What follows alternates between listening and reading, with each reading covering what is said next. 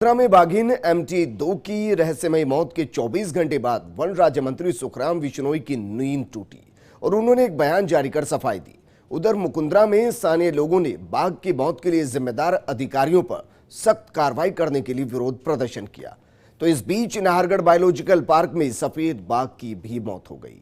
इसके बाद बाघों की सुरक्षा का मुद्दा एक बार फिर से गरमा गया है। ये रिपोर्ट देखिए। मुकुंदरा में बाघिन MT2 की मौत को लेकर वन विभाग की कार्यशैली सवालों के घेरे में है।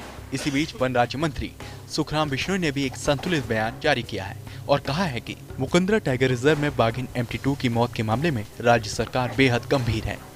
PCCF, HOFF, NTCA के 2 प्रतिनिधियों, स्थानीय अधिकारियों और प्रेस की उपस्थिति में 3 अगस्त शाम को MT2 का पोस्टमार्टम किया गया और मानक ऑपरेटिंग प्रक्रिया के अनुसार शव का अंतिम संस्कार किया गया है।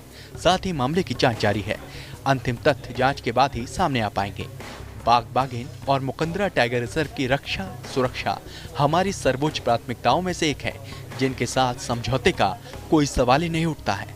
सुखराम बिश्नोई ने बताया है कि NTCA के DIG वैभव माथुर भी MTR के दौरे पर हैं और उन्होंने बाघिन की मौत वाली जगह और दूसरे क्षेत्रों का निरीक्षण किया है। दरअसल राजस्थान के वन विभाग ने इस मामले से जुड़े तमाम डेटा NTCA के साथ साझा किए हैं। बाघिन का बचा हुआ शावक काफी कमजोर है, जिसका गहन उपचार किया जा रहा है। तो वहीं दूसरे शावक की तलाश में बड़े पैमाने पर अभियान चलाया जा रहा है, जिसमें 80 से भी ज्यादा लोग शामिल हैं।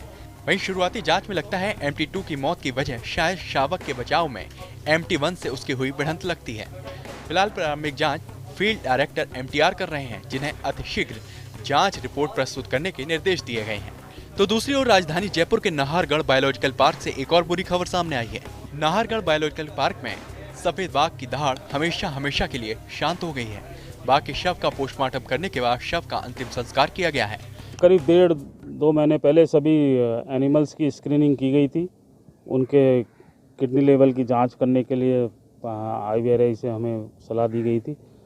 तब राजा का क्रेटिनाइन लेवल जो सीमा होती है उससे अधिक आया था। तो पिछले 1.5 महीने से इसका इलाज IVRI और अन्य एक्सपर्ट जो WI हैं उनकी सलाह पे किया जा रहा था।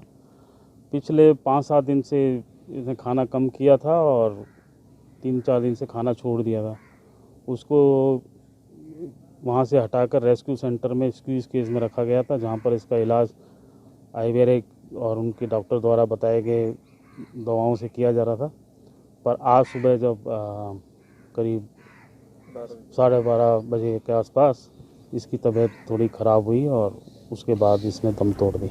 मंत्री सुखराम बिश्नोई ने नाहरगढ़ मामले में भी प्रतिक्रिया दी है और कहा है कि नाहरगढ़ बायोलॉजिकल पार्क में 14 साल के सफेद बाघ राजा की मौत की खबर भी दुखद है। इस सफेद बाघ की तबीयत करीब 1 हफ्ते से खराब चल रही थी। इस बाघ की लगातार मॉनिटरिंग की जा रही थी और इलाज भी किया जा रहा था, लेकिन लीवर किडनी के फेल हो जाने से बाघ की मौत हो गई।